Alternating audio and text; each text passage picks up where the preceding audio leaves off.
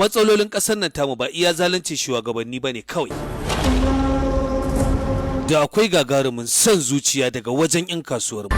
Sannan kuma da laifin talakawan da suke sayar da ƙuri'unsu. Amma duk za mu iya canja waɗannan abubuwan idan muka ɗauki salon siyasa ba da kuɗi ba. Matuƙar talaka zai yi haƙuri da kwaɗayinsa na ɗan lokaci ya cilla ƙuri'arsa wa wanda ya dace, to za mu iya canja wannan ƙasar. Sai a ba mu kuɗaɗe mu ce ba ma so.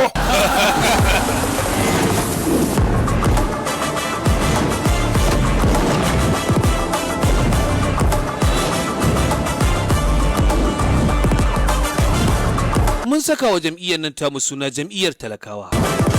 Za mu yi siyasa ne ba da kuɗi ba. Ni suna na Satiya, kuma ina da matsala bana iya tafiya a saiti he da a karkace. Jakar ba. Lokaci. Mutum zai gama ta kan hanya ya mata abin da bai dace ba, shin zaka kyale shi? Duniya idan ma zai gama ta tawo ma ballaci Dama na yi kai mata. aure ne yalla bai ayya hakuri.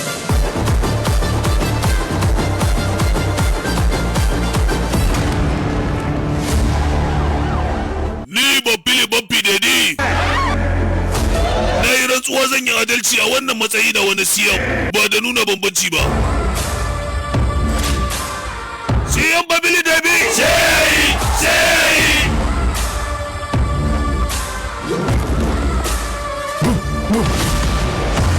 Yalla bai. Mama! To ya kaga, ha?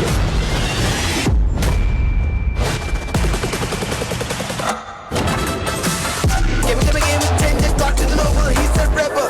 Better never wanna test until you came to call the trouble. Never try to poke in checkmate, he will give it double. Shekaru 5 kadai CM yake yi akan kujerarsa.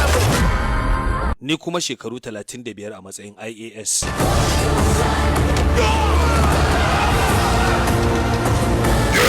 Canja! Ya kai ko ba za kai ba? Zan yi mana, amma rubuta a rubuce. Kai? Aikinka kake yi, ni ma nawa nake. Kai! Me kake ɗauka kanka? Ni din ba iya cankan motsi na. Game Changer! Sabon kamcin da za mu kawo muku a wannan satin da kamfanin ku mai farin jini, Sultan Masu Burbuda.